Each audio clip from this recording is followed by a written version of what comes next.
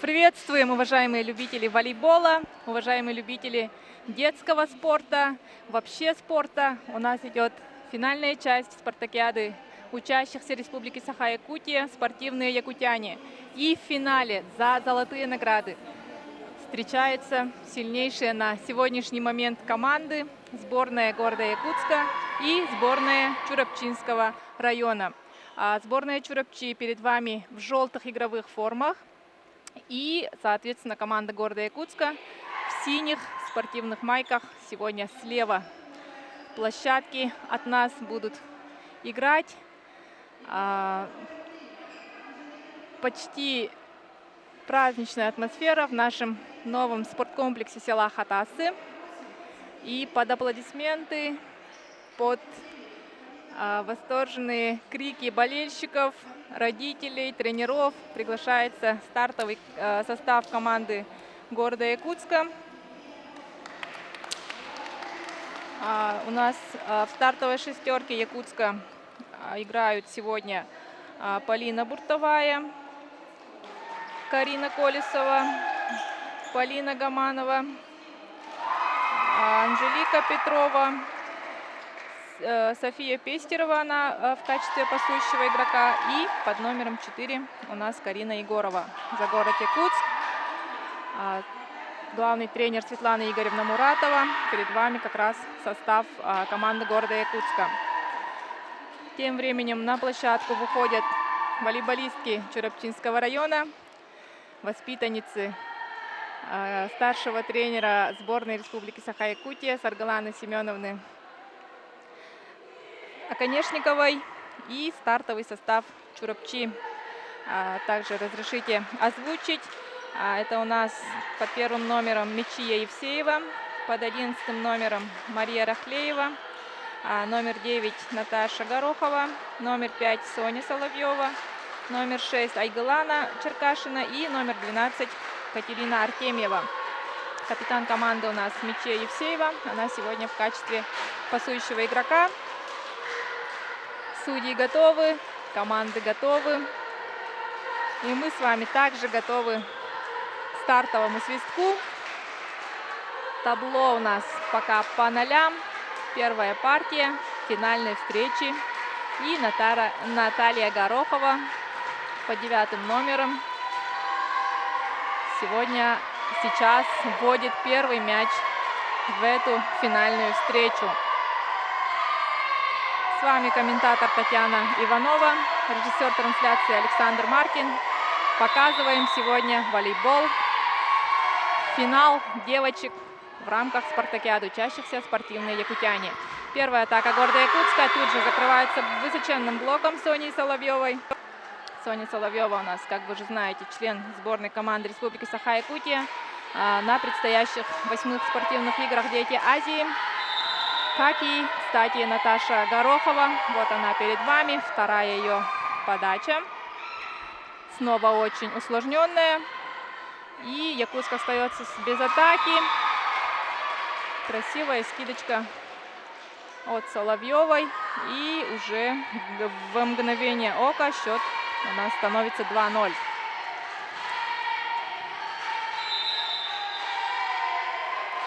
В этой игре фаворитом считается Чурапча, но Якутск также они по ходу турнира показывали очень убедительную игру. Команда Якутска сегодня представлена воспитанницами Светланы Муратовой, ДЮСШ 5 города Якутска, старший тренер Михаил Пестеров.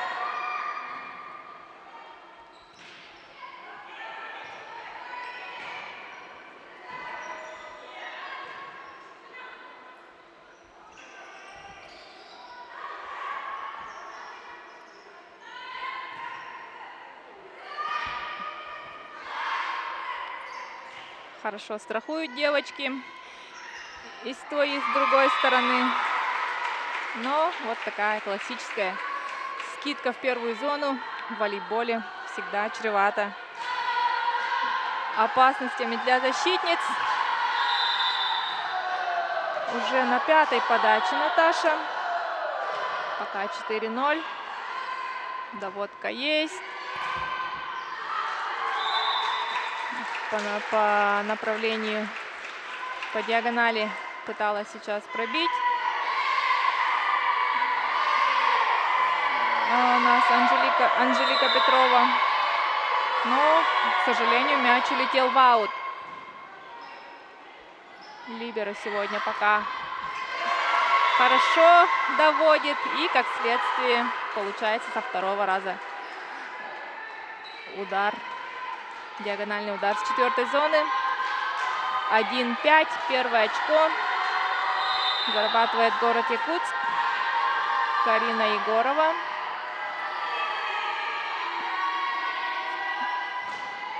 2008 года рождения.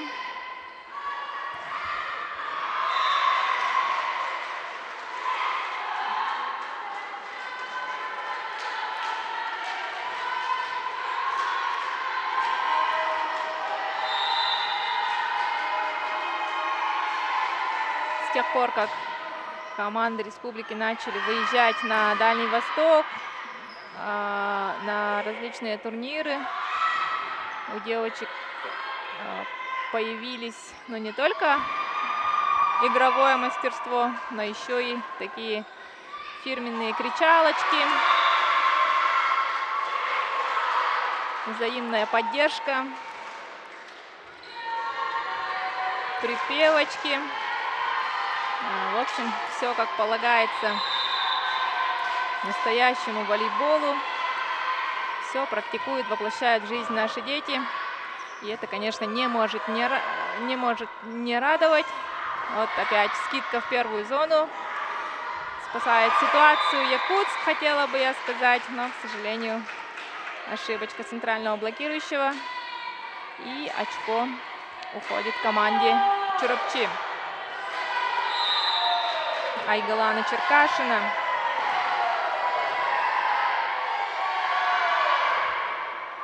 Классная подача.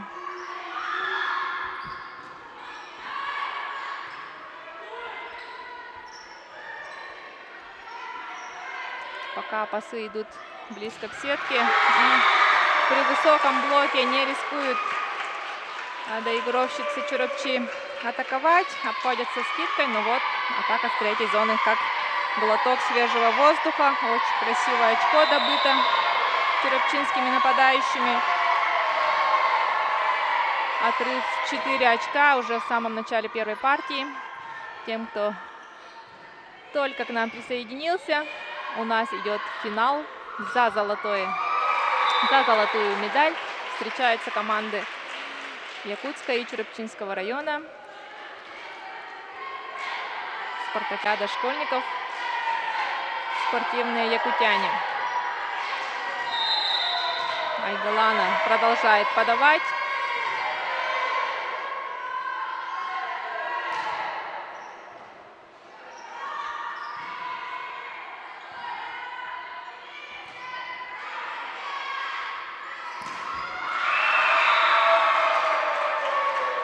Классная атака. Вполне могла бы сойти за очко и во взрослом волейболе женском.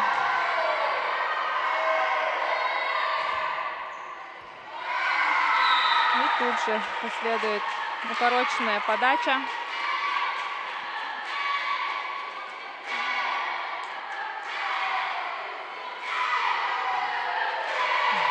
Эйс, эйс, кричат болельщицы.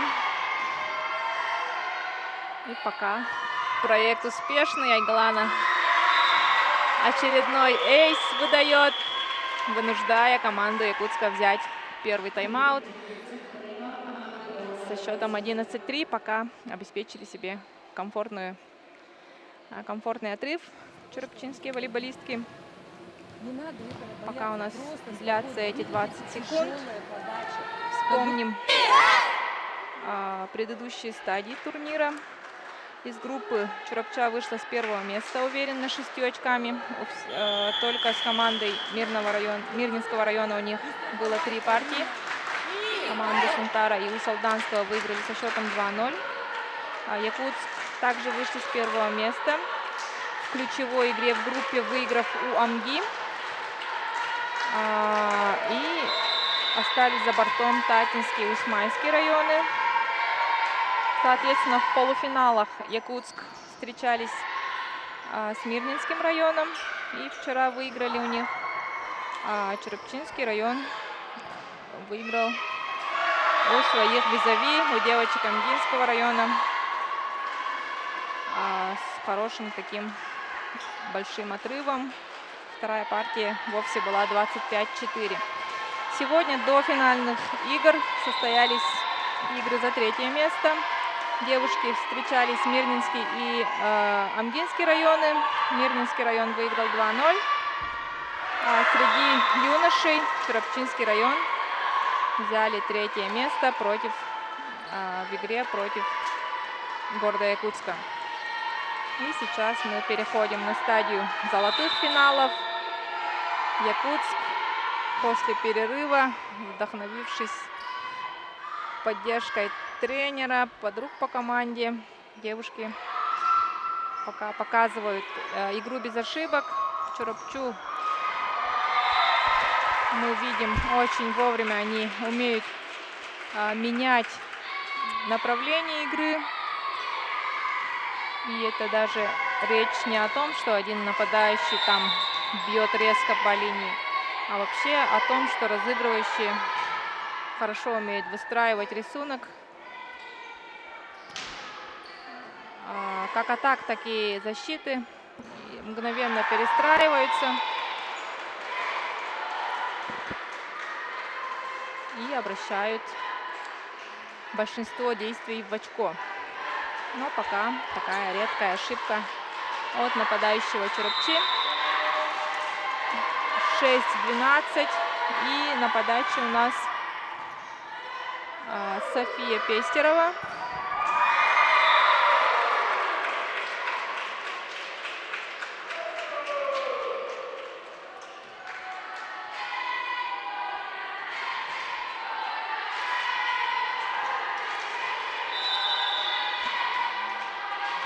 Соня Соловьева, младшая сестренка Инны Соловьевой, тоже играла за команду Республики на Детях Азии.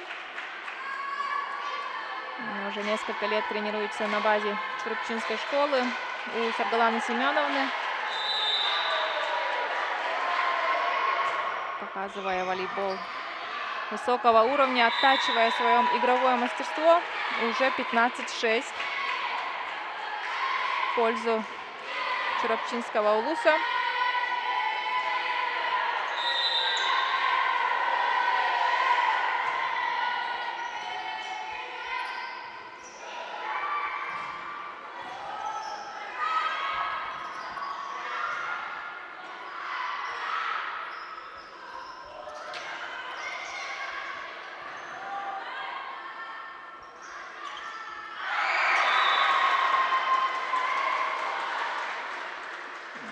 Хотела посмотреть, где чистая зона у соперников.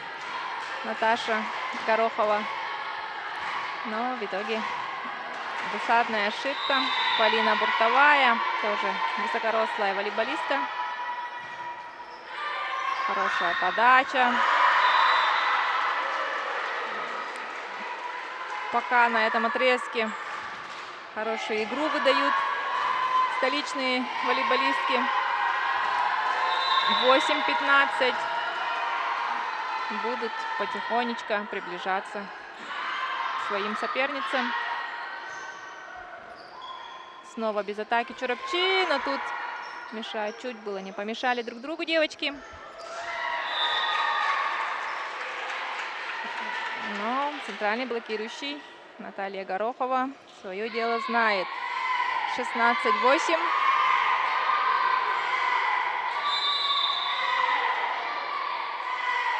Катерина Артемьева.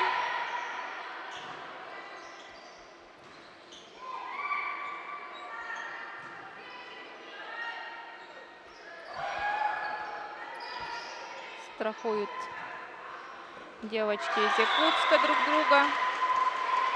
И ровно в 6-ю открытую зону последовала скидка. 9-16. 9-16.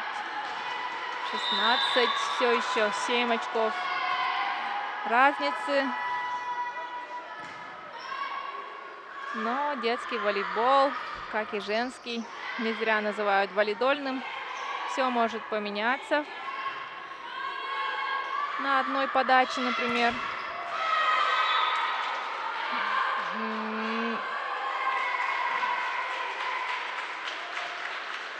Показалось, как будто бы в ауте мяч, но судьи определили приземление в площадке. 17-9.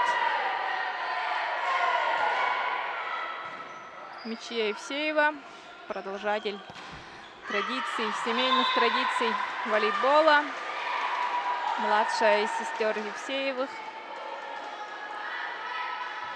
Достойно представляет сегодня Чурапчинский район. 10-17. Карина Колесова. Вы все ее прекрасно знаете. Сильная девочка.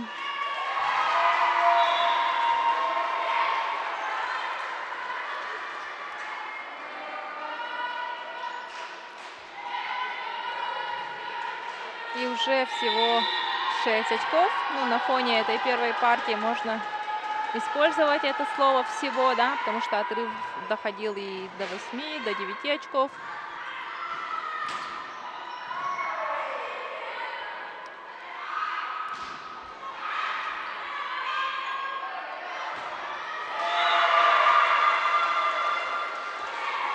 Вот мешают при второй передаче девочки Чурапчи. И уже несколько очков подряд берет Якутск, приближаясь в первой партии команде Чурапчи. Улетает в аут подача. 18-12. Идет игра за первое место. Первая партия. Спартакиада школьников. Спортивные якутяне. Отобрались 8 сильнейших команд республики. Отборочный этап проходил в селе Чурапча в марте этого года. И сейчас дополнительно, с удовольствием потренировавшись еще 2 месяца, апрель-май, да, девушки сегодня готовы показать перед вами, перед нами свою лучшую игру в золотом финале. Понятно, дети. Всегда делаем скидочку на возраст. Делаем скидочку на то, что это все-таки девочки, подростки. И на то, что это завершающий последний матч финальный. Все это, конечно, накладывает волнение на фоне усталости.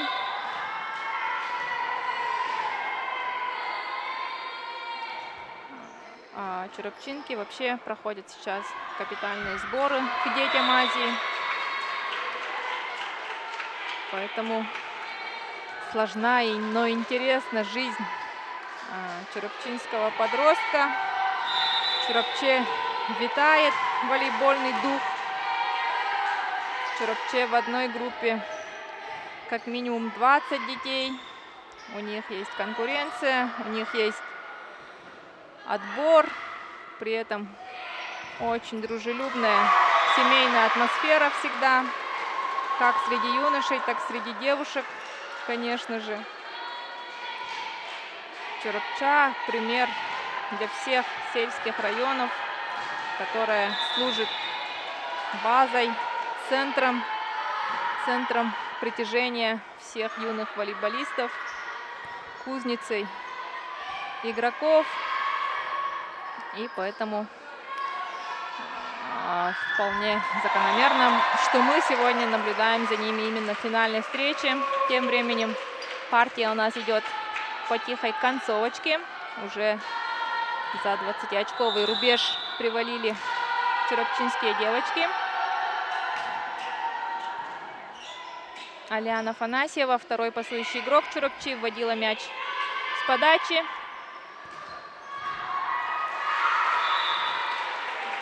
Прямо в мертвую зону между первой и второй зоной бьет нападающий Чурапчи. Вдобавок еще эйс пожаловал. И уже 23-14.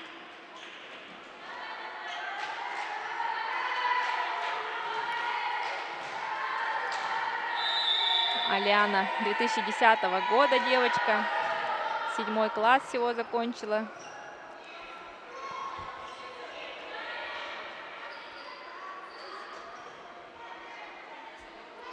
С 4-й зоны. Хорошая атака, глубокая, но защита Чурапчи на месте. А вот ответ. Не рассчитали силу и траекторию удара. 15-23. Первая партия. Светлана Игоревна просит замену. Дает отдышаться своим девочкам. И на усиление блока высокорослого своего игрока выпускает на площадку. 15-23. Соня Пестерева. Она сегодня наиболее заметная пока в первой партии в своей команде. И как лидер еще успевает зарабатывать эйс.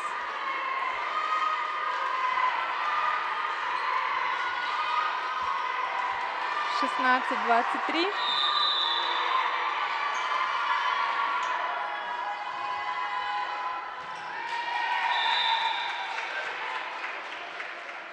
Не хватает пока стабильности команде Якутска. Они пока только эпизодически совершают успешные действия. Чурапча выглядит предпочтительно в этом плане. Они умеют держать отрыв. Ну, вначале сделав этот самый отрыв. Вот это было хорошо. Это было классно. Точно, под линию.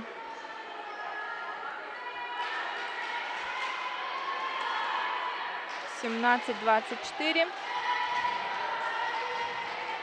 Дойдут ли до 20 очков волейболистки Якутска? Или же Чурапча сейчас снимется с нападения, но не будет атаки. Простая скидка. Шанс для Якутска.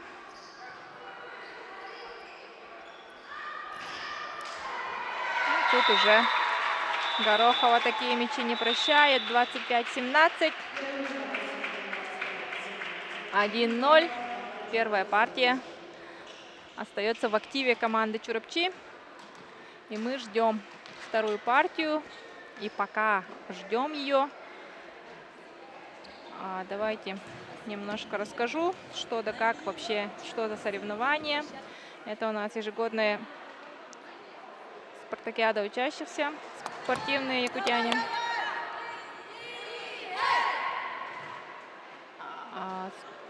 На финальной стадии спортивных якутян собрались топ-8 команд как среди юношей, так и среди девушек. И они показывают сегодня в последних играх этого турнира финальные встречи. Смотрим самые яркие моменты первой партии, которая осталась за командой Чурапчинского улуса.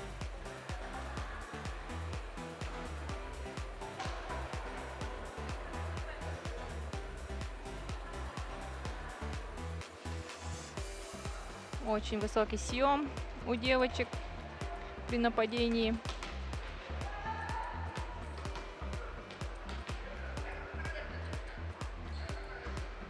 Много хороших атак мы видели в самой первой партии.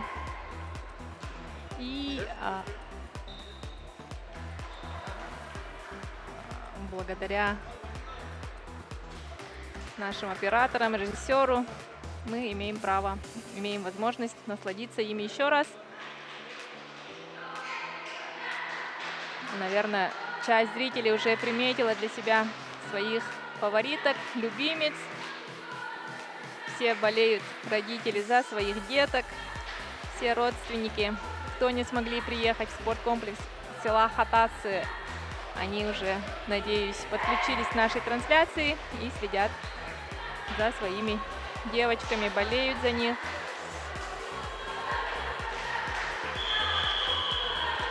У нас идет прямая трансляция на канале Мамонт. Прошу волейбольное сообщество передавать всем своим знакомым, распространять в социальные сети о том, что идет финальная заключительная часть школьников 2008 года и моложе. И мы возвращаемся на вторую партию. Финал девушек. Чурапчинский, город Якутск. Чурапча в желтых формах и в синих формах команда города Якутска. Первая партия осталась за Чурапчой. 1-0 они ведут. У нас по регламенту игра из 3 партий, то есть до 2 побед. Если Чурапчинский район сейчас возьмет вторую партию, они становятся чемпионами республики. Если Якутск сейчас выигрывает вторую партию, мы ждем продолжения в виде 3-й партии. И погнали! У нас Соня Пестерова вводит мяч в игру. По-прежнему очень близко летит пас Чурапчи, но высокорослые нападающие с прыжком справляются в атаке с 4-й зоны. Наташа Горохова, лидер команды Чурапчи, в том числе в первой партии.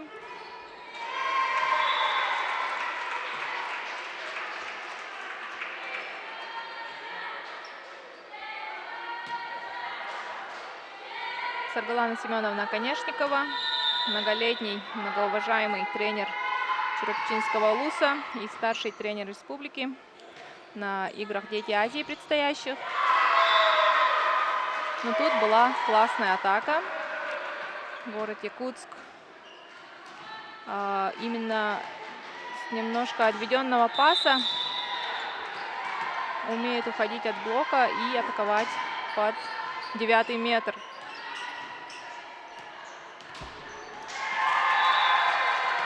Все по учебнику сделала Айгалана.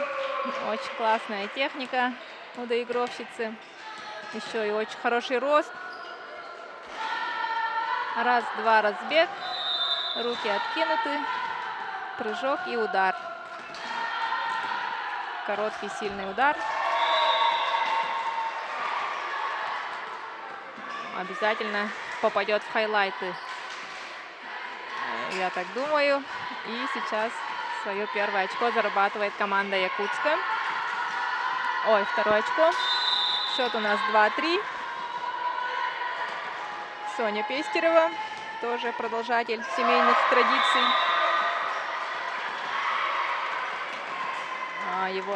Ее отец Михаил Пестеров много лет был капитаном команды сборной команды города Якутска.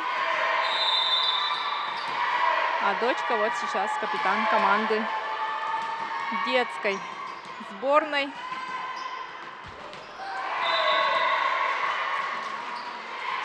Невынужденные ошибки чурапчинских волейболисток. И Якутск 4-3 ведет по счету во второй партии.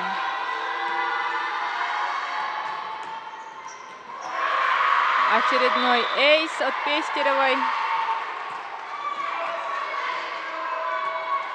И уже 5-3. Намного собраннее начали девочки во второй партии.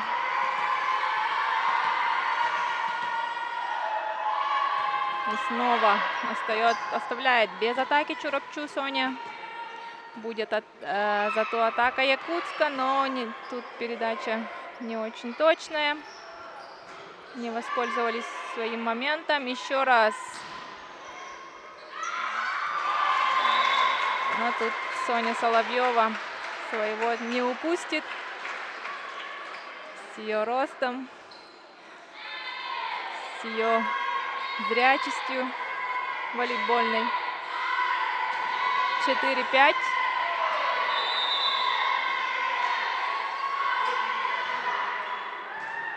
Мария Рахлеева, точно, племянница Семена Рахлеева, тоже участника игр «Дети Азии» 2008 года. Так что тут продолжателей традиции якутского волейбола хватает. Это хорошо. Это означает, что волейбол наш якутский будет еще долго жить и радовать нас.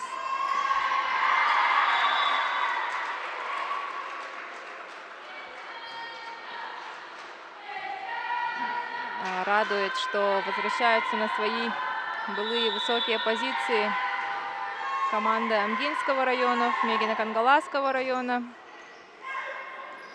Возрождается сельский волейбол. Ну и волейбол в городах также продолжает нас радовать. Девушки Мирнинского района сегодня заняли 3-е место.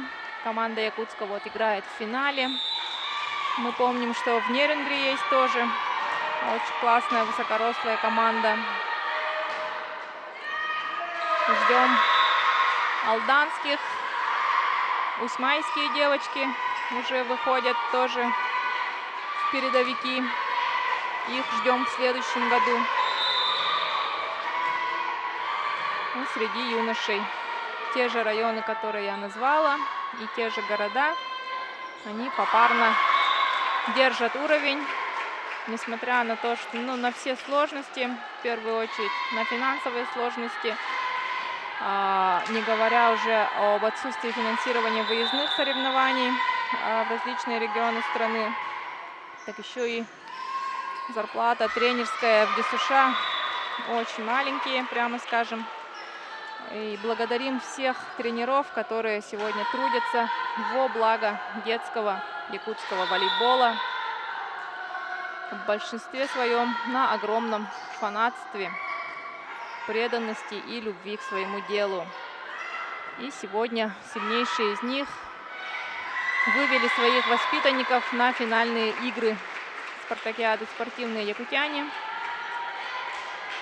Чурапчинский улус среди девушек ведет во второй партии в финале против команды города Якутска.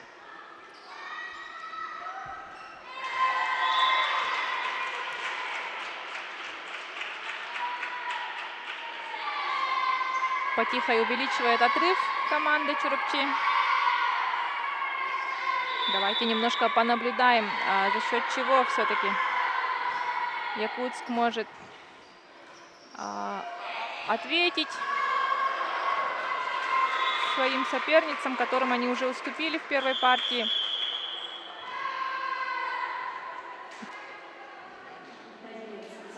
Но рост и у той, и у одной команды почти равный. Чурапча хорошо выстраивает защиту. Чурапча стабильно нападает как с центра, так и с краев. Якутск пока вот силами своих нападающих с 4-й зоны и пока с хорошей подачей.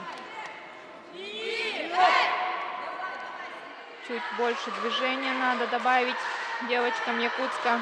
Они могут, они умеют падать рыбочкой. Мы уже смотрели их разминку. Соня Соловьева.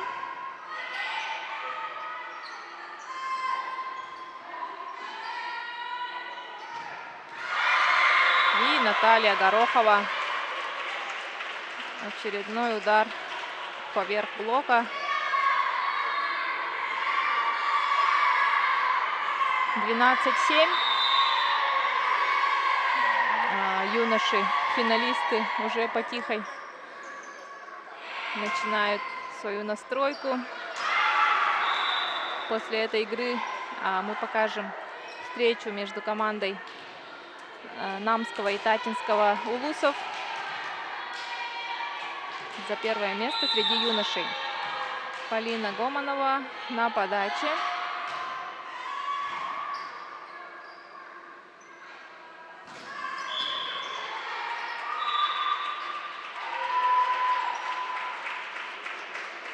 Командная ошибка у Якутска.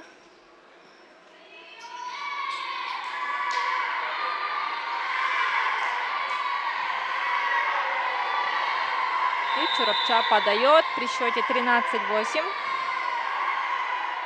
Катя Артемьева.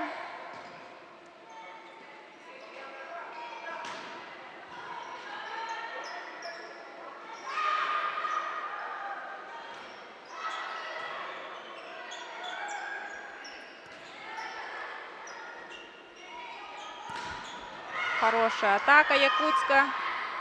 Скидочка. Есть защита. Достать. Вот, как будто меня услышали, задвигались девочки города Якутска. И это сразу сказывается на качестве игры.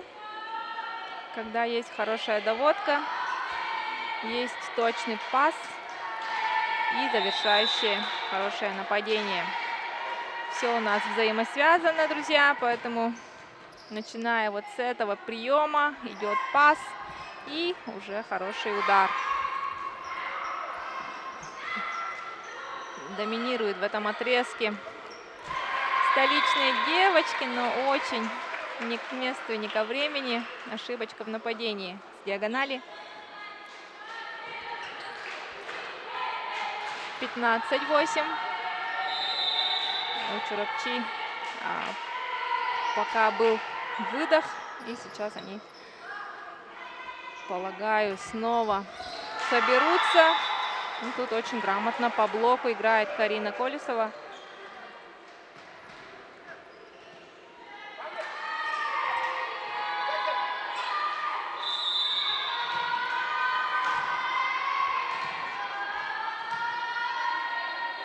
Карина сама идет подавать. У нее сильная подача. И мы видим ответ Айгыланы Черкашиной. Рост в технической заявке не указан, но так, на скидочку 176 вроде есть. И все его мячи.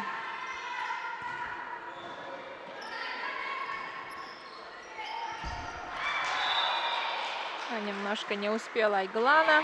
Мяч был короткий. 10-е очко города Якутска.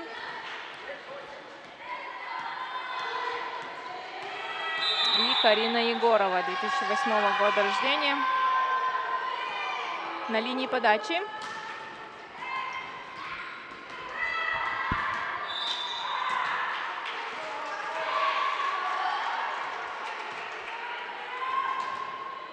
Одиннадцать, 16.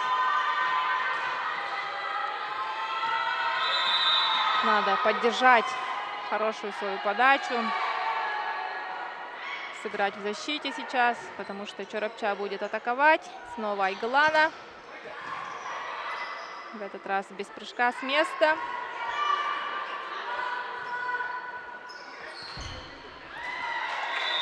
И тут уже середина площадки Якутска была открыта. И накатывает аккуратно Черкашина в пустую зону. 17-11.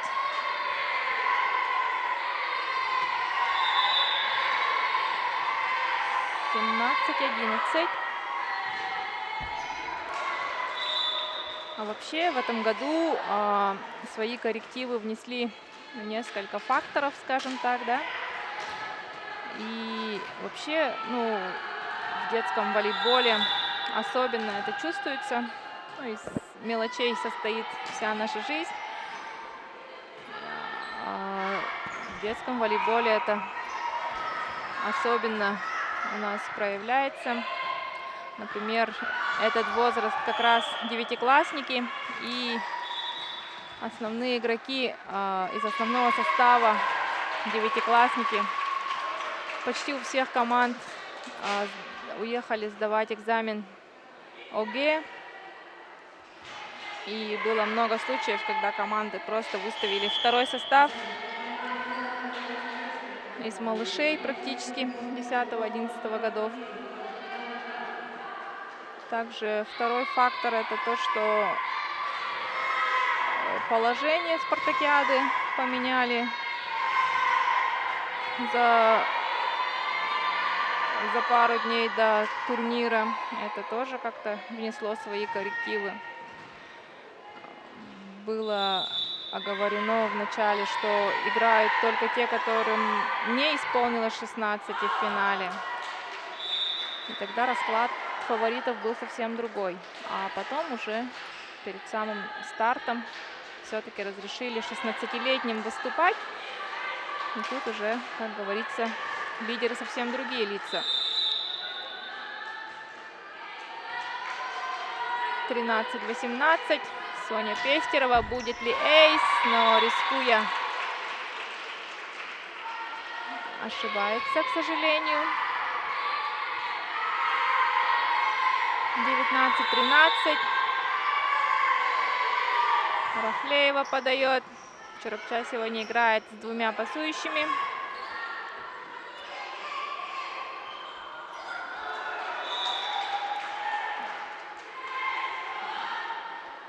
Винит себя в ничье. Но это редкая ошибка в ее исполнении. 14-19. Пора уже раскрываться Якутску, созвать все свои возможности. И на ровном месте ошибаются девушки. 20 уже очков у чурапчинских девушек. Первая партия уже в копилке Чурапчи. Соня Соловьева.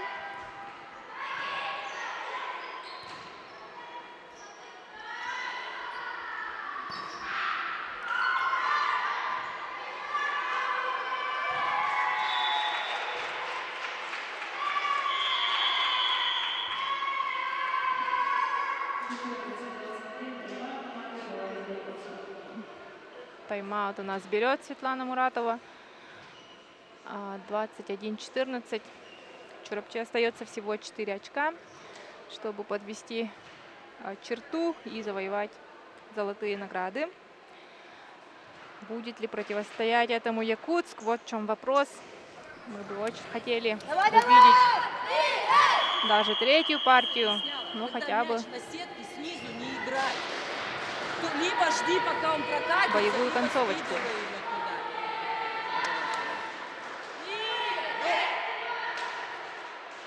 Немножко подслушали настроение команды города Якутска. И возвращаемся на поле. Финал спартакиады «Спортивные якутяне» проходит у нас в комплексе села Хатасы. Светло, уютно. Паркет гладкий. Все по стандарту. Чурапча ведет 22-14 во второй партии. 1-0 по партиям счет в пользу Чурапчи опять-таки. Наташу Горохову одиночным блоком не поймать. 23-14.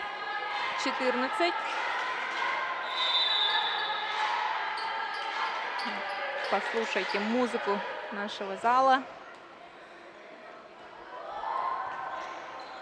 Справляется, хотела бы я сказать, но оказывается за пределы площадки. И на игру вводит мяч сейчас Чурапча. 24-14.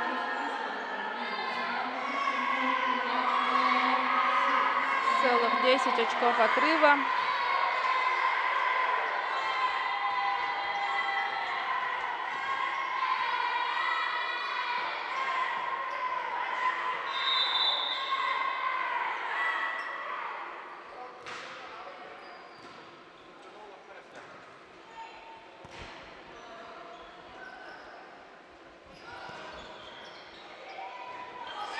Тащит либера.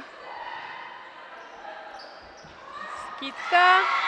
И снова Горохова Наталья ставит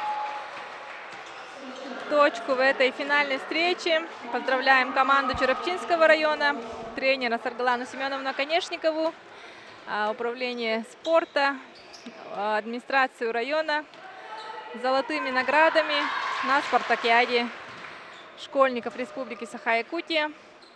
Отдав всего одну партию по ходу турнира, девушки становятся уверенно чемпионками Якутии, обладателями золотых наград спартакиады школьников. От души поздравляем. Поздравляем также команду города Якутска с их серебряными медалями.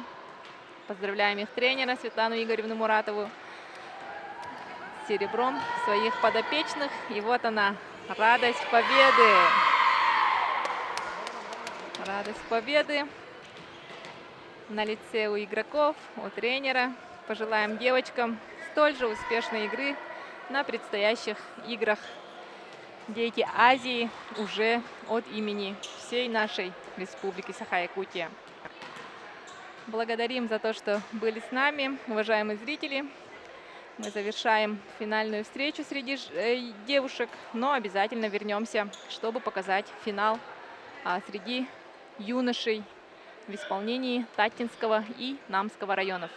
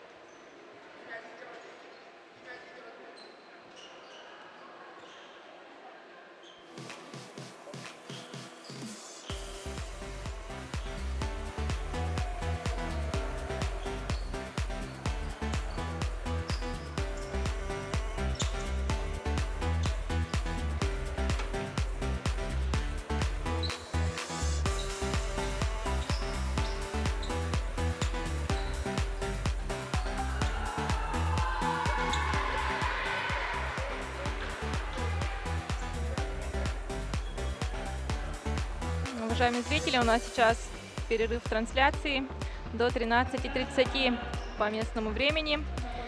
Мы вернемся и покажем финал среди юношей. А пока наслаждайтесь уже минувшими моментами финала девушек, где победителями становится команда Черепчинского района.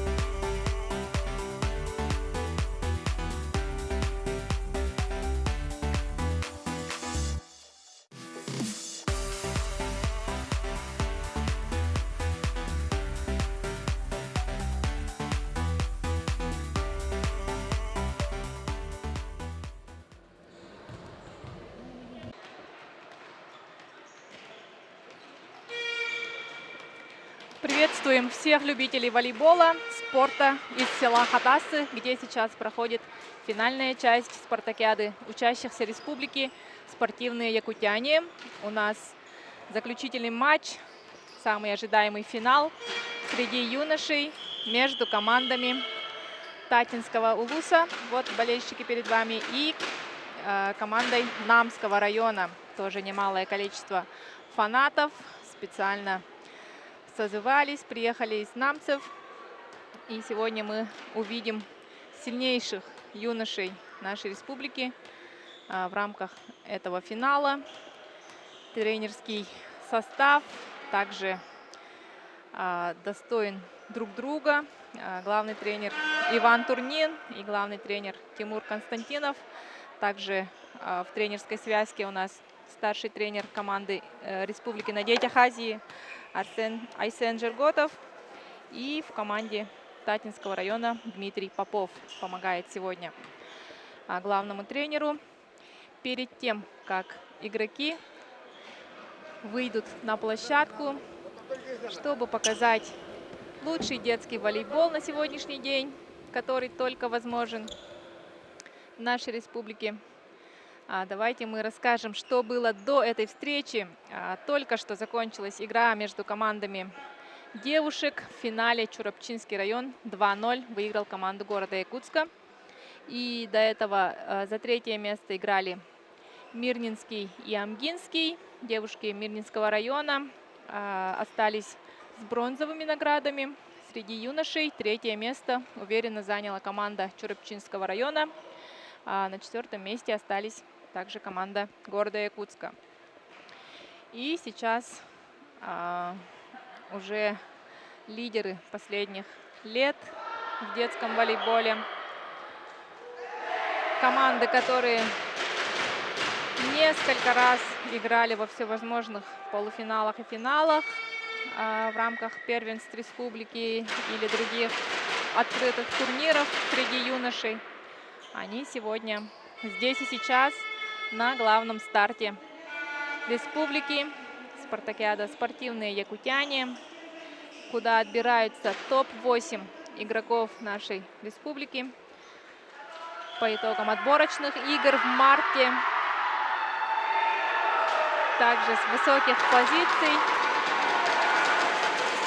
они вернулись на площадку, чтобы снова выяснить, кто из них сегодня заслуживает золотые награды.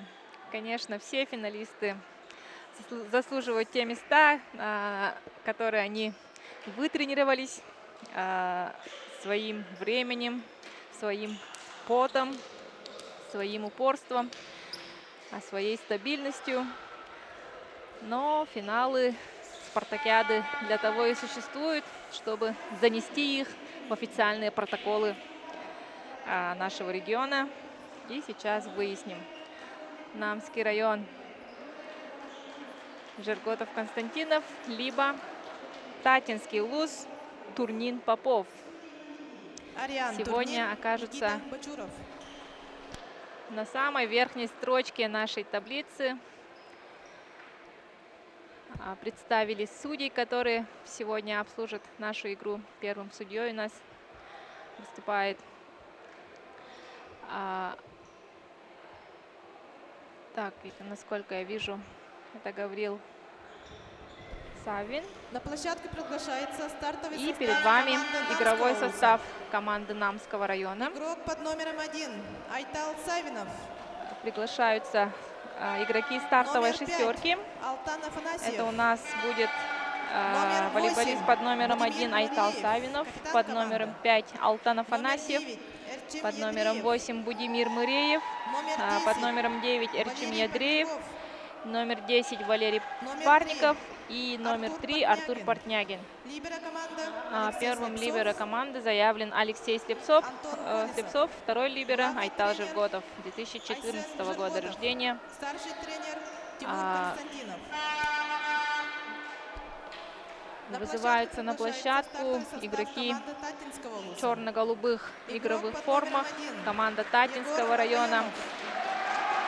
Капитан команды Егор Акаемов выступает под первым номером. Эдик Туласынов. Номер 7 Дмитрий Собакин. Номер 3 11 Николай Дима Никонов. Собакин под номером 7. Номер 12 Коля Никонов, 11. Александр Торговкин. Павел Григорьев, 23. И либеро команды Айрхан Бродников. Николай Турнин. Второй либеро Коля Турнин. Айрхан Бродников. Также сын главного тренера Ивана Старший Турнина. тренер Дмитрий Попов.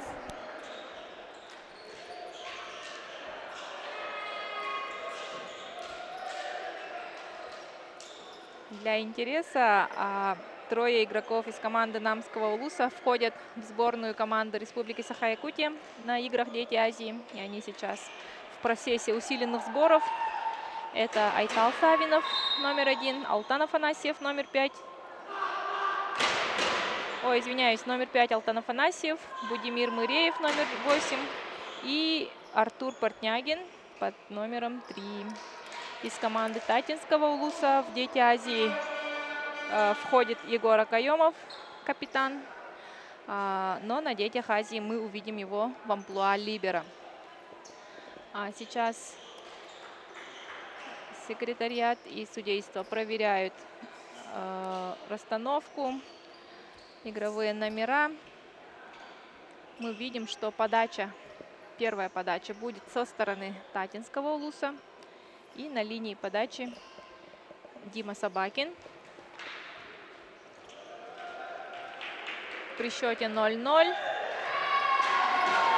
Дима подаст первый мяч. И тем самым начнется наш финал. Поехали, уважаемые зрители.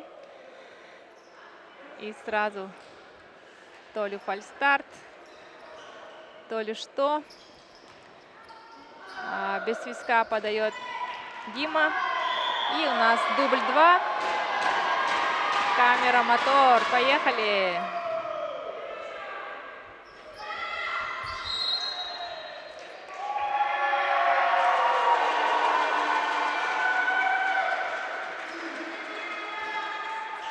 Первое очко мы видим, что первое очко достается команде Намского района. Касание сетки было со стороны татинцев.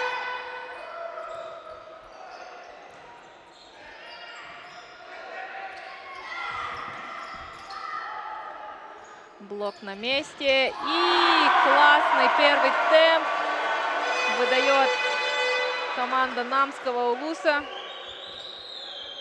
Вот это уже годы многолетней работы.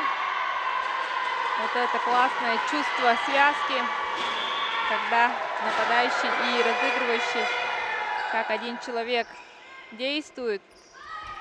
Много сегодня мы таких моментов увидим. У татинских ребят тоже самый высокий рост по этому турниру. Все стабильно 177 сантиметров и выше. Саша Торговкин 187 сантиметров вообще-то.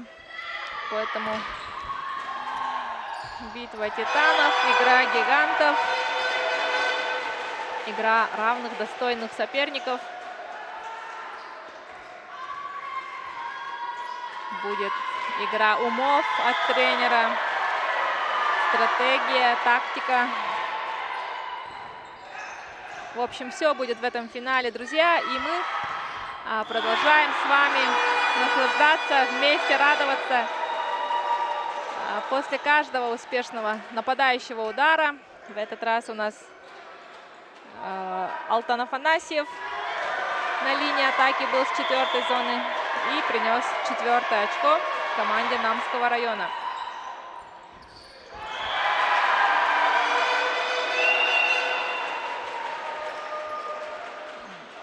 Пока в начале минимизировали свои ошибки намские ребята. И, как следствие, ведут они уже с отрывом 4 мяча.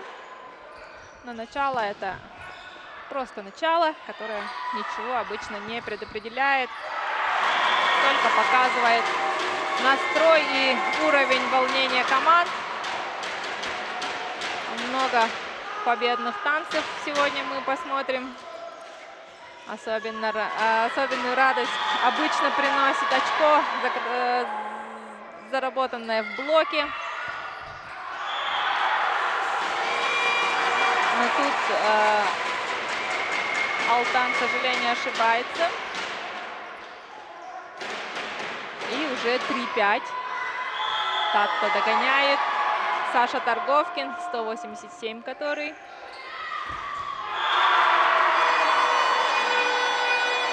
Ну и запомните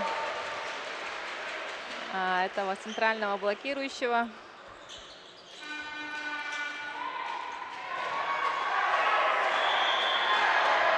Уже не в первый раз зарабатывает очко.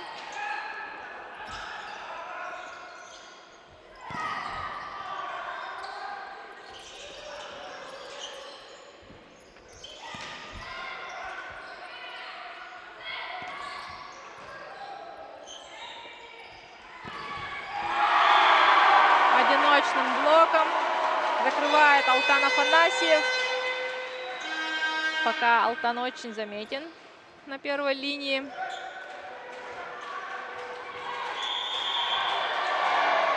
Колю Никонова закрыли. Хорошая доводка. Тут уже не хватило действий в нападении, именно в завершении комбинации.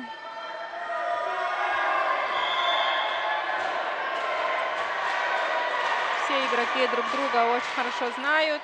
С малых лет проходили и совместные сборы, и выезжали вместе на соревнования. И каждый раз при встрече сравнивают высоту своего съема.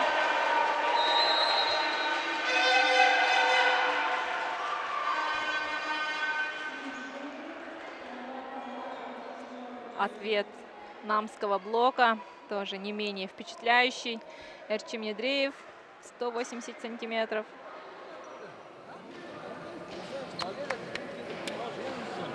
Ну, игроки Намского района также не сказать, что прям уступают ростом. Нет, наоборот, местами даже где-то выше. Но вот за счет стабильности и среднего показателя Татинский район, конечно, впереди всех сборных вообще, не только в этом финале, вообще по республике. 9-3, комфортный отрыв.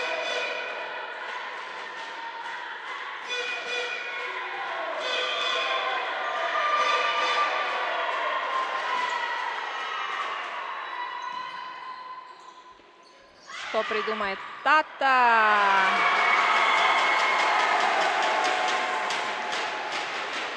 Просто придали, закрутили мяч. И тут защита не справляется. Егор... Нет, Павел Григорьев заработал это очко. А на подаче у нас Коля Никонов.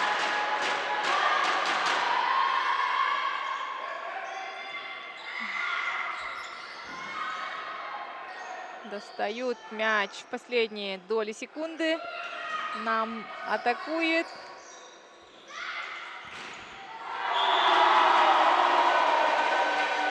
Очень близко к сетке летел пас. Хотя все знают, что там высоченный двойной блок.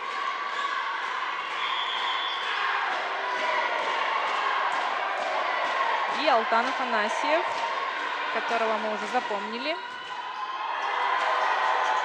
Снова без атаки Тата.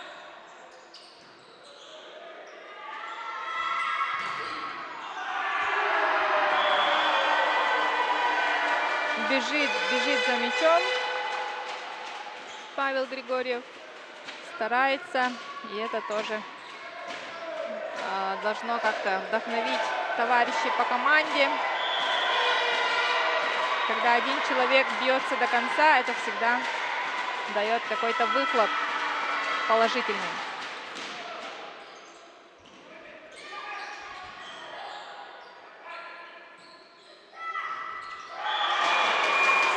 Через Алтана в основном сегодня играет Намский Луз.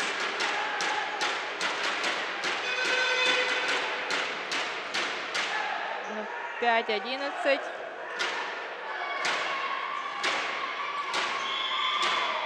И Егор Акаемов, капитан команды, либеро сборной Якутии на детях Азии. Показывает, что он не только либеро, но и за нападающего сегодня.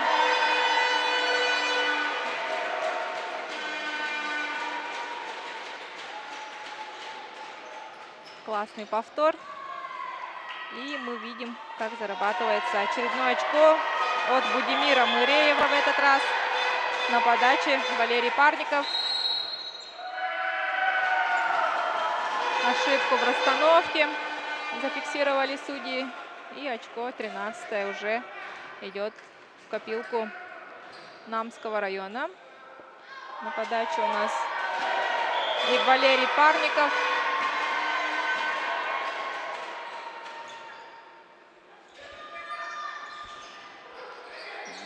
была доводка не очень.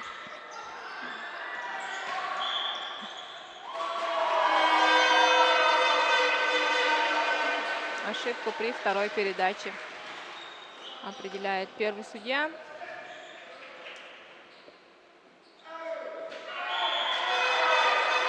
Отрыв растет, уже 14-5 счет. Но вот ненужная ошибка при подаче.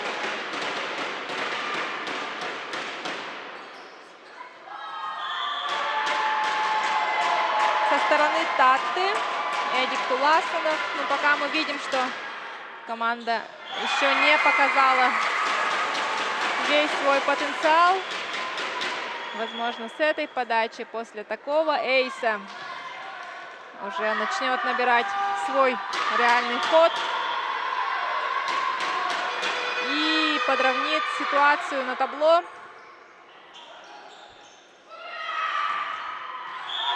Ну вот, конечно, классный удар в девяточку.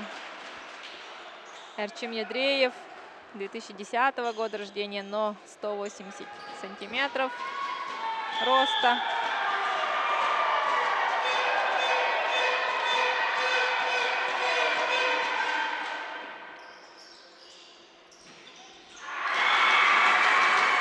Вот это то, чем сильна команда Татты и во взрослом волейболе, и вот видим в детском. Мгновенная передача и взлет с третьей зоны. И столько эмоций мы видим как на лицах, так и на трибунах. Радует глаз то, что обе команды обеспечили полные трибуны своих болельщиков. И не просто заряженных людей, а со всевозможной атрибутикой. Официальный флаг муниципальных районов, шумовое сопровождение. В общем, все как должно быть в финальной игре на спартакиаде школьников республики. Фейрплей извиняется за то, что попал в игрока. Павел Григорьев.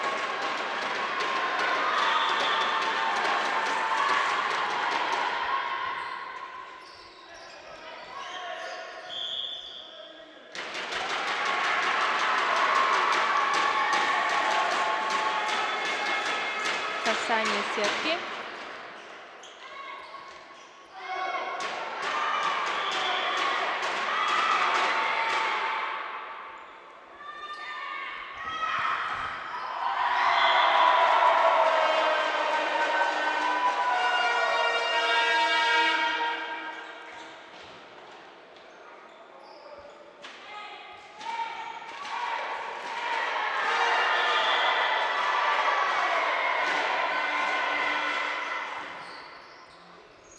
Повтор предыдущего момента игрового. И 18-10. Пока Намский район доминирует на площадке. У нас идет финал. Игра за золотые награды спартакиады школьников «Спортивные якутяне». Болельщики Татты до конца поддерживают своих ребят. Они верят в них. Знают, на что они способны.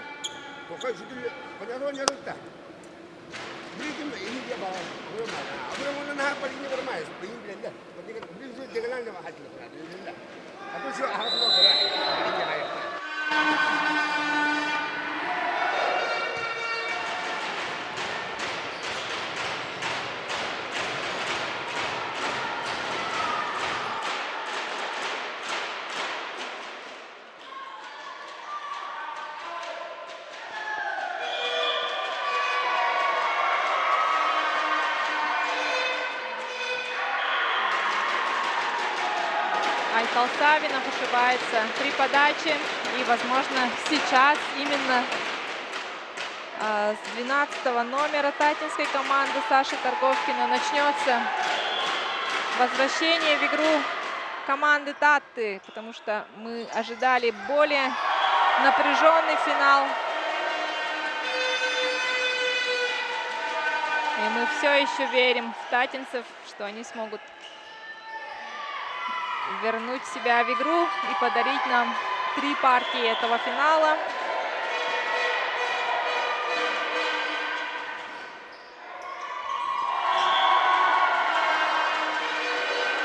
Но пока все складывается в пользу намцев.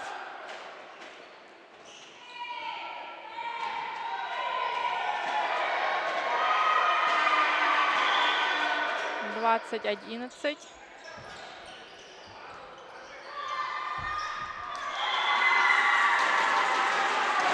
Не задалась передача.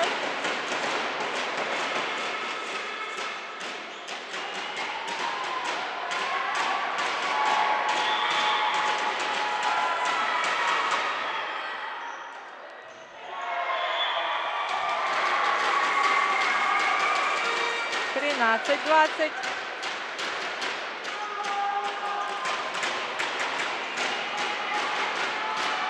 Поддержка трибун просто нереальная.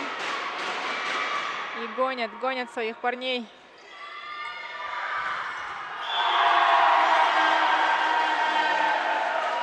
Золотым медалям, но не уступает и намская сторона. 21-13.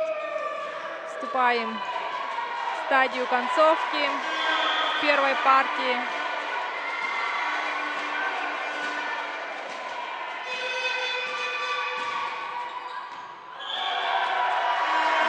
Тут еще и, как по заказу, эйс под 9-й метр от все того же Алтана Афанасьева,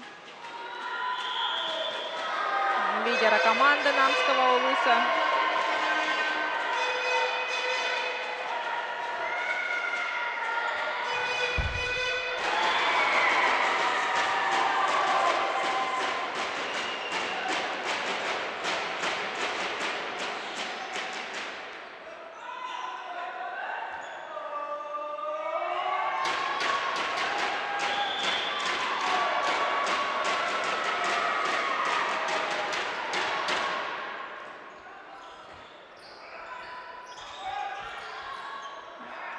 Сохраняют мяч, но сейчас будет атака намцев. Через блок Будимир Мыреев. Но когда есть игроки, 2 игрока-доигровщика, да, которые заменяют друг друга стабильно, то, конечно, игра не может не получаться. Четверки — это те игроки, которые обычно решают исход игры, ну и вообще через которого строится нападение. 15-23. Эдик Туласунов будет подавать сейчас за Татинский улус.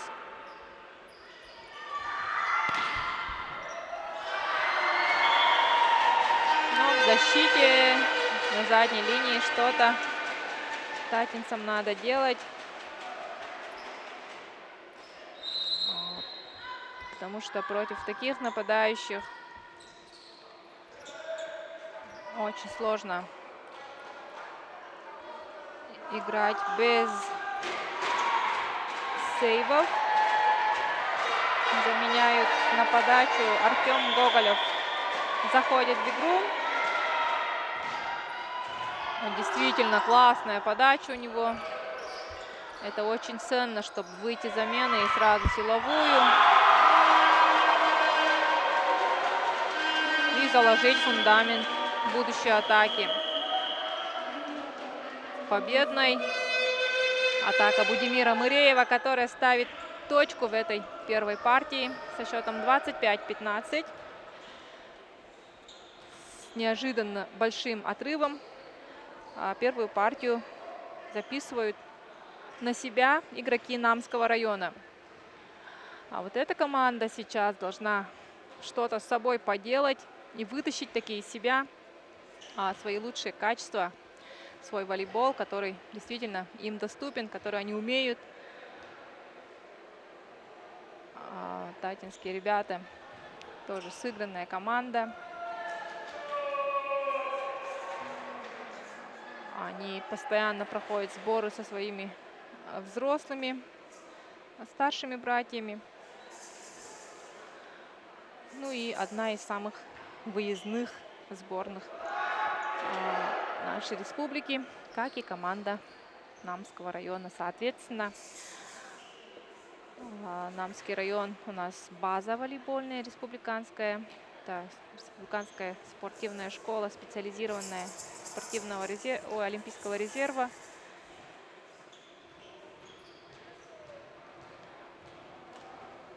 Тоже место, которое собирает всех талантливых ребят с республики. Ну и попутно выводит местный намский волейбол на высшие позиции. Девушек Намского района нету в финальной части,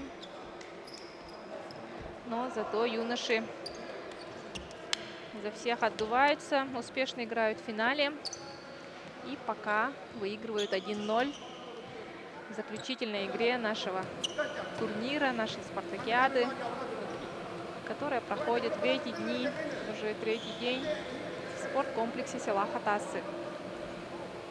Первое место среди девушек заняла команда Черепчинского Луса.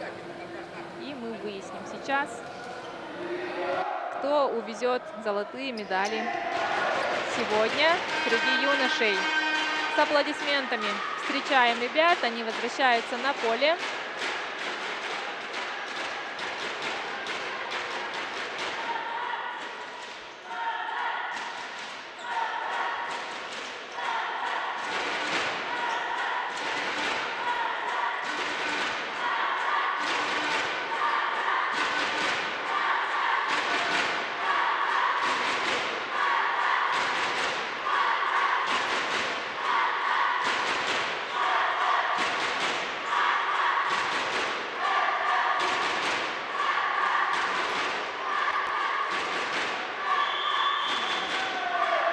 Называется «Вместо тысячи слов». Просто послушайте этот звук и просто посмотрите на эти подачи. Сразу с сокрушительного эйса начинается у нас вторая партия. Не справляется в приеме Татинский район. Но за счет силовых и точных подач Намский район обеспечивает себе задел, оставляя раз за разом команду Татты без нападения. Ну вот сейчас очень добротное действие мы видим в исполнении Павла Григорьева. Мимо двойного блока. Хорошая атака. И первое очко во второй партии за Татту.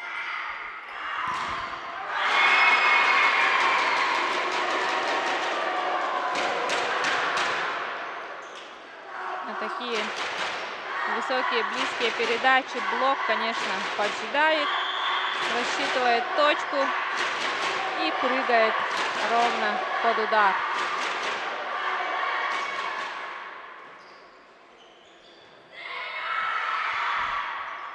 Снова передача не то чтобы очень успешная.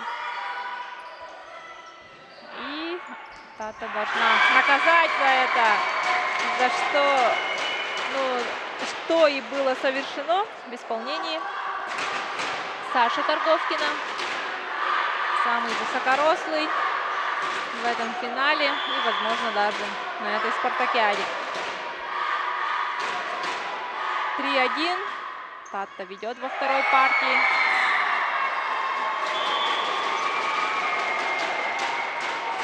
Хорошие подачи.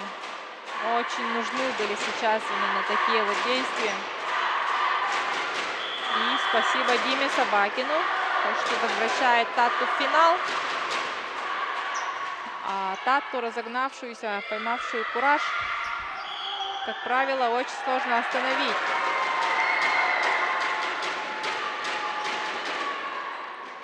5-1. Посмотрим, что сейчас придумает связующий игрок намцев.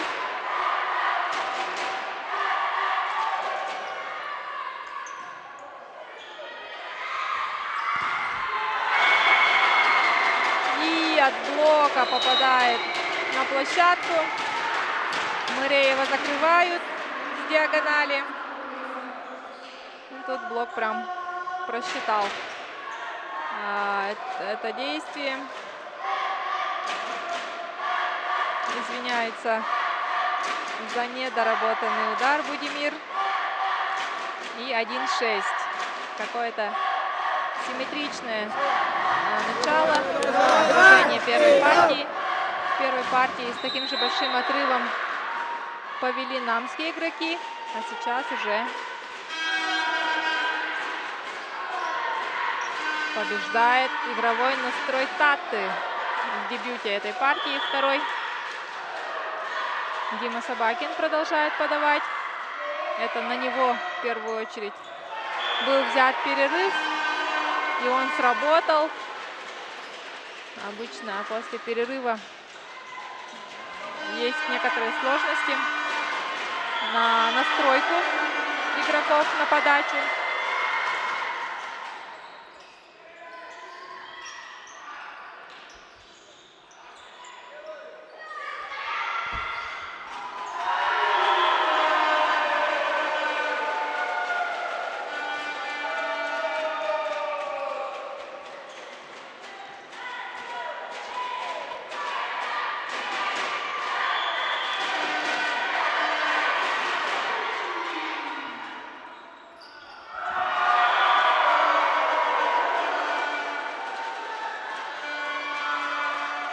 Мыреев тоже вносит вклад своей подачей. Стремительно тает отрыв. 5 очков. Остается всего 2 мяча. Ну, Тата должна сняться сейчас. Оставляют намцы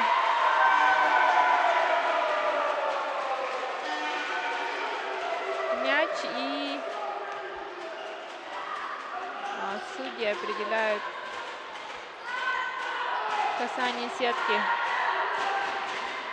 Предположим. 5-6. И уже на равнение будет подавать Будимир. Есть доводка. И уже классная волна. При этом даже было непонятно, кому сейчас отдаст. То ли четверки, то ли двойки. Но завершил Паша Григорьев.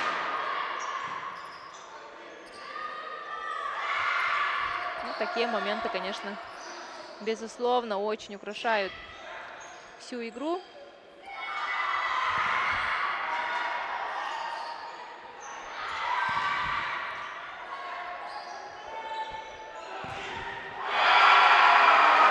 Снова Акаемов, но тут уже закрывает высоченный намский блок Алтан Афанасьев. Он еще одиночным блоком закрыл и показывает.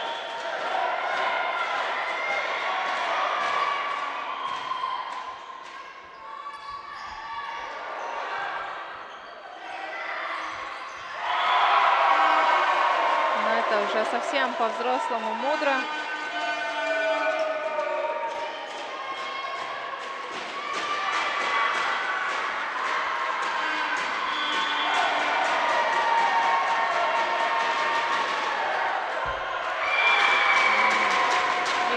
Выступает без номера, но я полагаю, это Артур Плотнягин.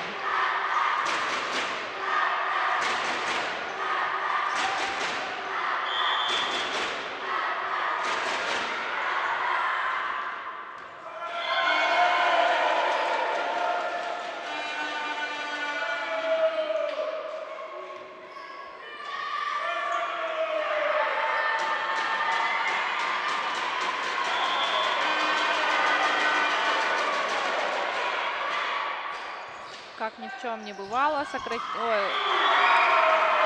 наш отрыв в пользу Таты, и теперь уже команда намцев врывается вперед.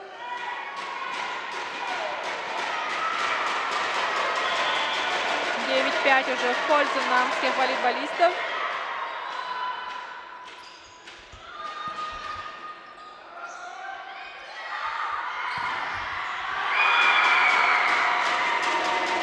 Блок приходит на подмогу, как всегда.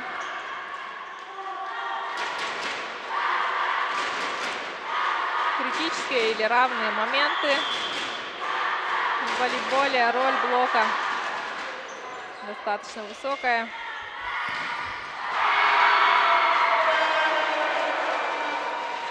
Тут очень такой плоский, выбивающий удар. Опять-таки Алтана Афанасьева.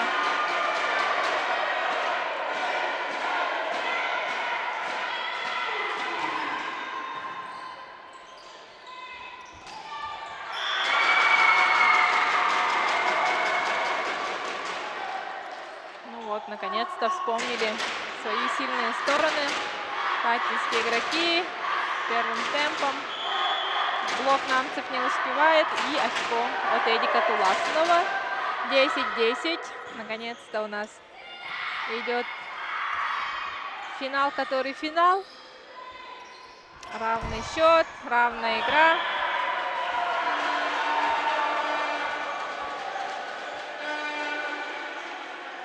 Может быть, чуть-чуть меньше ошибается команда Намского района.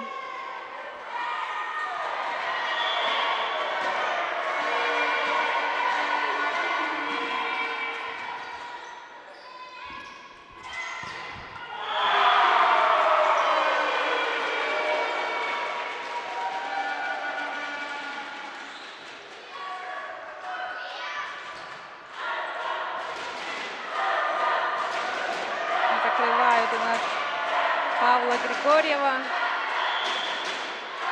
и обеспечивают себе отрыв 2 очка намские ребята.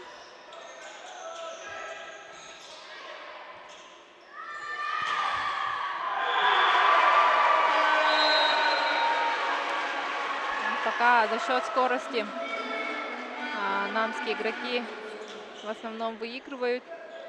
Тата все время не успевает со вторым блоком и с одиночным блоком противопоставить таким классным нападающим практически нечего. Им надо уже следить за действиями соперников и перестраиваться, успевать выставлять блок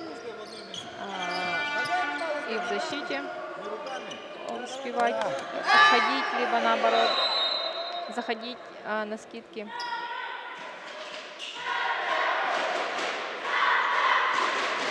Думаю, Иван Турнин тот тренер, который сумеет найти и нужные слова, и подсказать действия правильные. Но с другой стороны, намский тренерский состав также может и контраргументы, и какие-то неожиданные решения.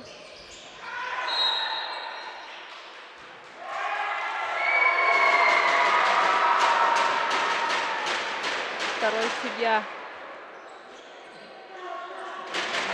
тут определяет, кажется, заступ средней линии. И 11-13.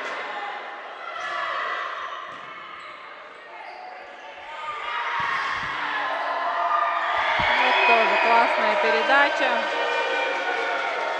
Очень часто подключают Мыреева с диагонали. И хотя татинцы сидели ровно по линии атаки, но все равно как-то не смогли довести до разыгрывающего игрока. Арчим Ядреев.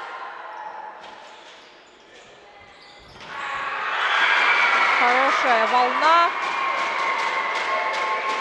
Вообще дизайн игры татинской команды очень импонирует зрителям. Очень комбинационно играют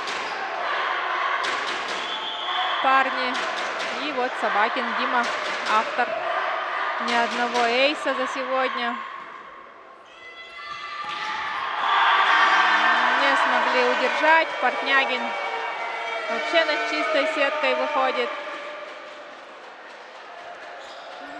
Намские показывают, что тоже умеют быстрые передачи и первый темп. И потихой отходят, убегают от татинцев.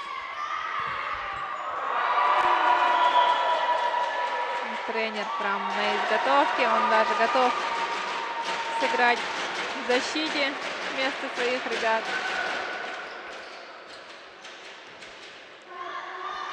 13-15.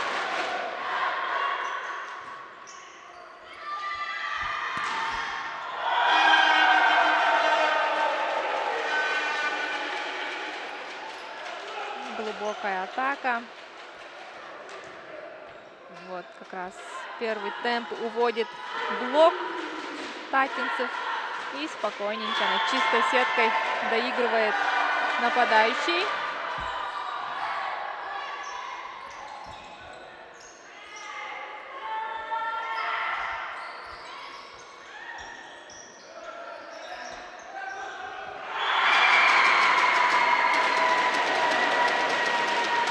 Да, центральный блокирующий уже готовился к нападению и понадеялся, что с приемом помогут.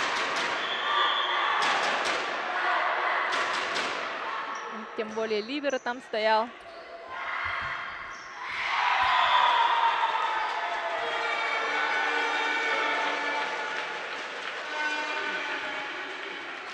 Ну, что сказать? Никакого сомнения. Очень красивый волейбол в исполнении 15-летних, 16-летних юношей. Мы смотрим. Высота сетки, кстати, 2 метра 40 сантиметров. По международным правилам для 15-летних. И быстро скидывает в котел Эрчим Ядреев. Уже 18-14.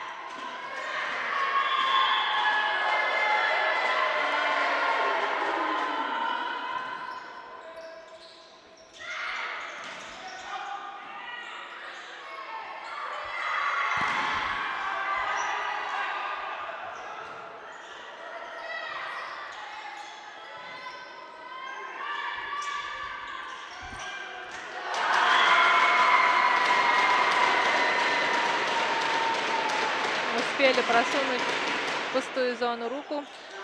И все еще в игре команда Татты.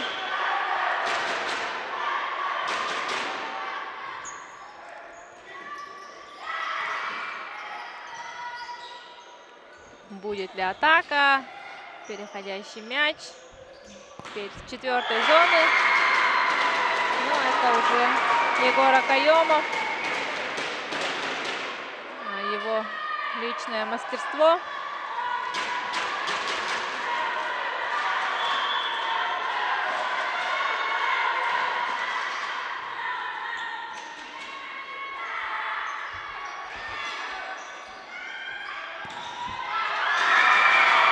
И снова, пока идет игра у лидера, играют через Акаемова. 17-18.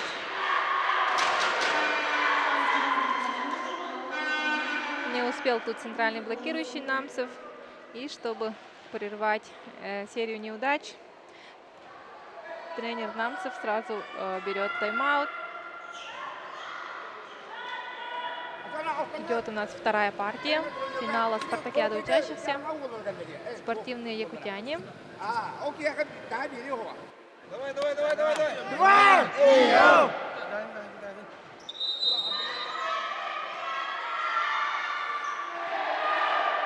Настраивают ребят. Команда возвращается на площадку. Вот этот бум волейбольный, который сейчас у нас в республике наблюдается. Родители, которые всюду ездят, поддерживают своих ребят. Тренера, которые вкладываются по максимальной. Руководство ДЮСШ, либо муниципального района, которые стараются, ищут, находят финансовых спонсоров, меценаты спорта. Вот все это в единой связке, в едином порыве у нас вливается в это одно целое движение под названием якутский волейбол. Очень много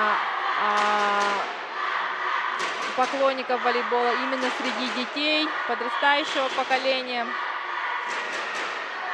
Есть у нас много блогеров с официальных аккаунтов районов, которые освещают, восхваляют своих героев, своих звездочек волейбольных. Все это, конечно, для поколения TikTok, скажем так, да, имеет свой только положительный эффект. Эффект публики, эффект камеры. Вот это все в нашем современном волейболе очень хорошо работает.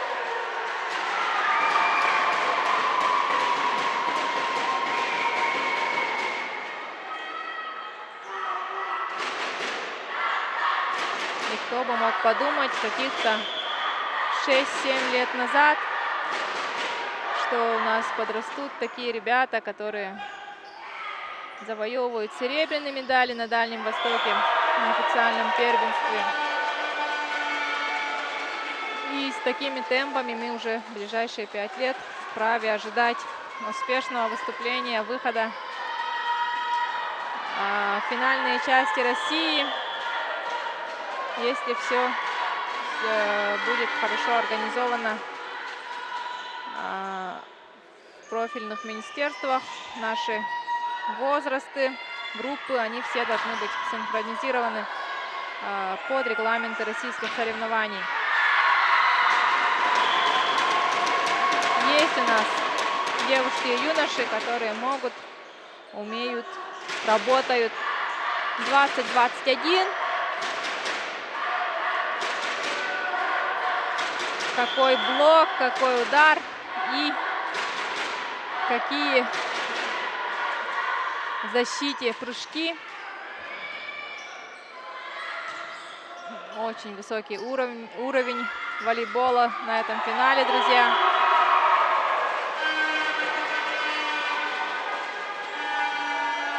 Если раньше школьные соревнования проходили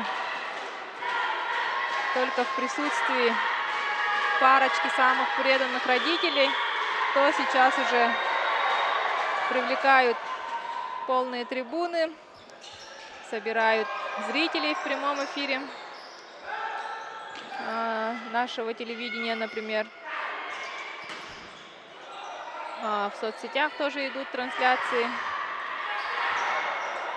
И мы за то, чтобы все больше любителей нашего спорта добавлялось. И мы за то, чтобы все финалы игрались в 3 или 5 партиях, исходя из регламента турнира. 21-22.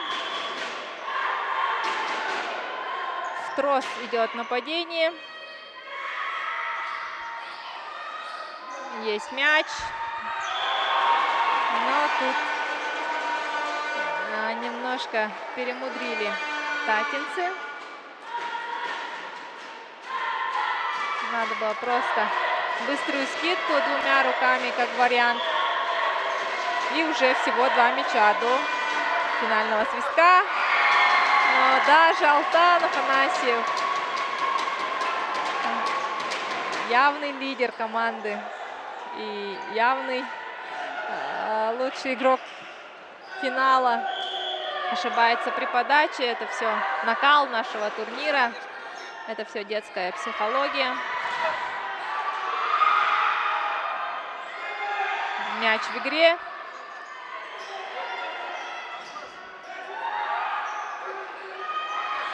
Красивый, долгий розыгрыш завершается в пользу татинских ребят.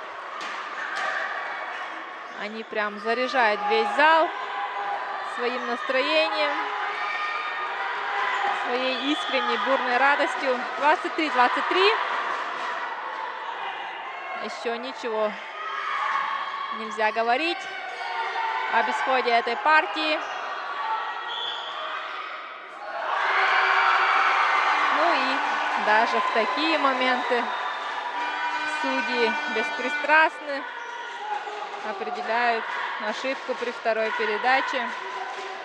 И уже на игру будет подавать команда Намского района. Артур Портнягин, если не ошибаюсь.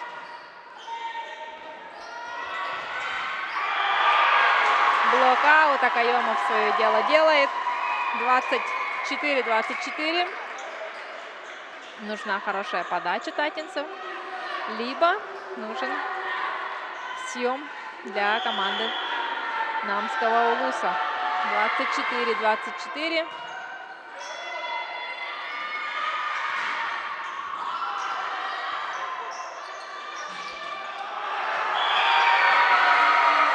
Это прям драматик. После такого спасенного мяча. Ошибка в нападении. И снова матчбол. Уже второй матчбол у команды Татинского района.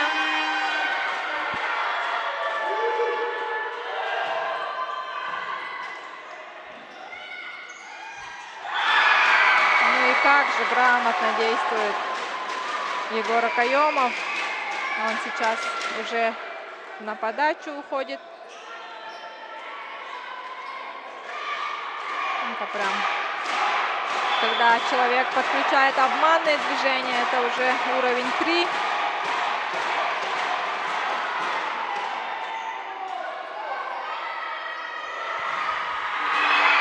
Ну и ни в чем не уступает ему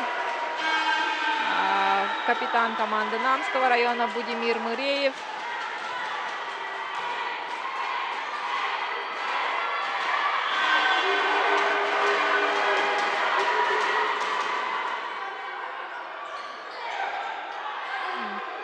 Конечно, дергаются ребята, конечно, волнуются, но это, друзья, финальный свисток.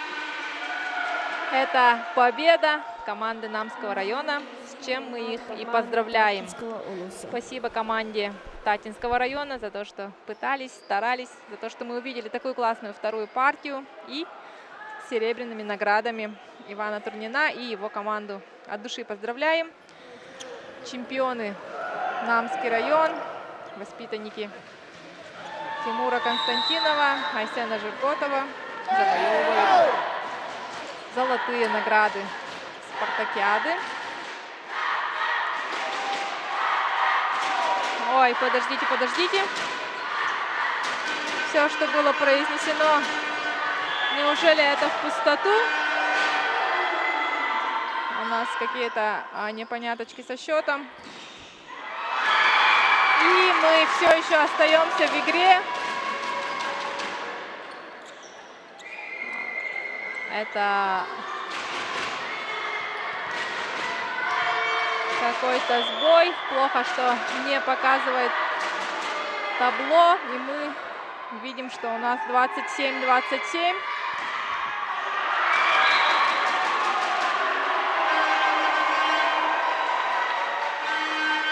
Гаврил Жирков четко определяет касание блока. Тут у нас немножко челлендж. И 28-27.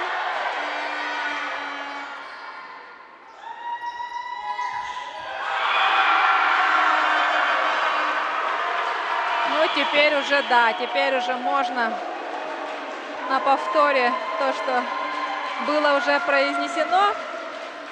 Но в этот раз окончательно и действительно бесповоротно поздравляем команду Намского района с золотыми наградами спартакиады школьников. И, соответственно, с серебряной медалью команды Татинского района. Мы увидели действительно зрелищный финал с достойными цифрами на табло. Поздравляем тренеров Намского улуса.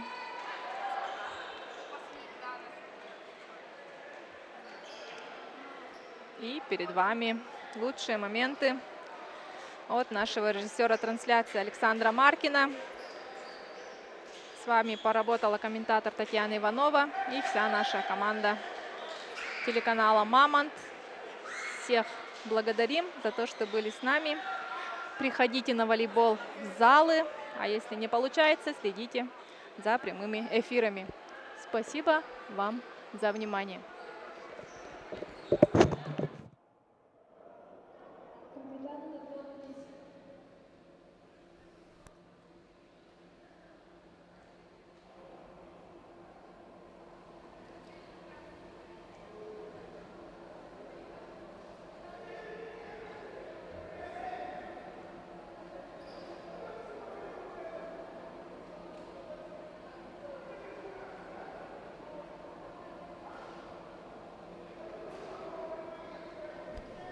Намский улус, капитан, подпись.